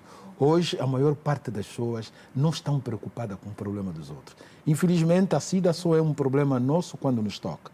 Não é? Quando não nos toca, acaba sendo um problema dos outros. Então, o nosso apelo vai também para uma sociedade cada vez mais solidária, cada vez mais inclusiva, porque as pessoas precisam do nosso apoio, as pessoas precisam da nossa solidariedade. Nessa altura do campeonato, nós temos cerca de 500 crianças vivendo com VIH a precisarem de apoio alimentar. Estamos a bater a porta há mais de 3 meses e, infelizmente, nenhuma das portas se abriu. Essas crianças nem sequer vão ter o Natal, não é? Um Natal solidário, que é aquilo que se pretende para as crianças. Enfim, estamos num país com grandes dificuldades, onde falta, sobretudo, compromisso. Então, o nosso apelo, enquanto NASO, é de que o problema está aí, convive conosco. A doença não tem cura, nem tem vacina. E, portanto, eu não acredito nesses ensaios que estão a ser feitos. Eles só devem ser acreditados desde que cientificamente comprovados, portanto são apenas estudos que estão a ser feitos. Então a SIDA continua a ser um problema sem cura e sem vacina, e a nossa principal resposta é, sobretudo, não é o comportamento. Temos dito que a principal vacina é a vacina social. Doutor João, 30 segundos também para uma nota conclusiva. Bom, a minha nota é essa que eu podia deixar, no caso sobre a discriminação institucional. Existem pessoas que, por exemplo, concorrem para a polícia, para outros ministérios e não são admitidos. Se realmente nós estamos a lutar, e porque dessas instituições que algumas vezes onde luta para a contaminação dolosa, porque de uma ou de outra forma, se a pessoa foi rejeitada, ou for rejeitada, aliás, ela sai lá com um estado emocional um pouco desequilibrado e ele não vai pensar o que pode fazer ou deixa de fazer. Então seria bom que o nosso governo, e ainda bem que o presidente disse que está a fazer uma revisão dessa lei, para permitir não haja discriminação, porque, conforme disse, o HIV é um retrovírus, ele não mata rapidamente. A pessoa vive 40, 50, 80 anos até do momento que ele toma os seus antirretrovirais. Então não tem necessidade de negar a pessoa a entrar. Sim, não tem necessidade de estar a rejeitar as pessoas a trabalhar na função pública, em outros ministérios, enquanto a pessoa pode viver o tempo suficiente de que faça o tratamento. Doutor José Vandunem? Esse governo não mesmo deixa. Vejo que todos aqui estamos preocupados com a prevenção e, sobretudo, com a solidariedade social. Quanto à questão dos antirretrovirais e preservativos, só para quem nos está a acompanhar, para quando a resolução deste problema, porque o que se diz o problema está resolvido. O problema está resolvido. Não acho que seja antirretrovirais em Angola. Eu vou lhe dizer mais. O problema dos retrovirais não costuma ser um problema só do INLS, é superior. Vai do Ministério até a Presidência da República. Os retrovirais, eu bato na mesma tecla, é um problema de distribuição e manuseamento de cada província. O problema está identificado por que não da resolução? Tem que ser. Isso é um problema de cada político na sua área. Nós fazemos as inspeções ou como é que nós chamamos? Nós temos visitas de acompanhamento e fazemos relatório e com retroinformação. Mas é um bocado difícil, porque há províncias que estão difíceis. Por exemplo, esse problema dos 15 dias aconteceu aqui em Luanda, não foi fora de Luanda. E veja Luanda, a capital, onde estamos nós, onde está o Coelho, onde está todo mundo.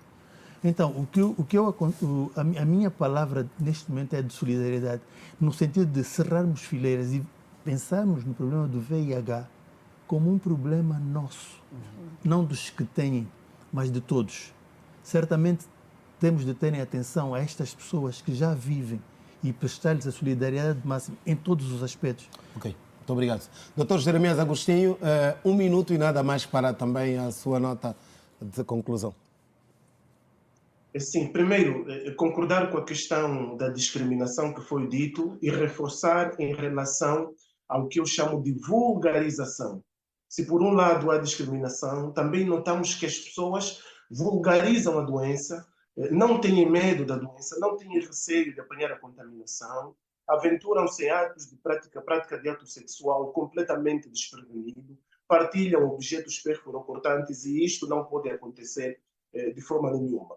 Ao governo, o que nós recomendamos é ver a possibilidade de rapidamente termos a questão do PrEP entre a nossa população a receber de forma gratuita, aumentar o número de pessoas que vivem com a doença e que estejam a fazer a medicação e depois combater todas as outras práticas que levem a que o número de pessoas vivendo com a doença aumente. Por último, já terminando mesmo, financiamento oriundo do governo.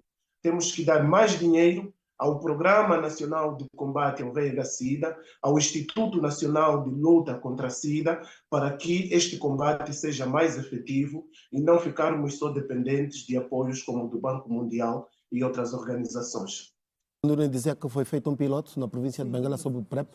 Que resultados saíram Ainda não das... saíram, estamos a trabalhar nos resultados, mas já fizemos, porque o PrEP também depende muito, como eu disse há bocado, dos aspectos culturais e da consciência das pessoas. Fizemos num grupo especial e estamos à espera dos resultados para ver se vamos de facto lançar o PrEP. Olha, mas a mensagem a mensagem final Temos é mesmo prevenção, que prevenção. É a única forma de conseguirmos vencer a SIDA como um problema de saúde pública até 2030. Reiteramos então esta mensagem, prevenção, prevenção, prevenção, tal como disse o Dr. António Coelho. Senhores, muito obrigado pela presença, pelas vossas presenças. Esperamos contar convosco em próximas oportunidades. Bom regresso a casa. Deus abençoe a todos. Obrigado também, Dr. Jeremias Agostinho, e continuação de boas férias aí na província da Huila.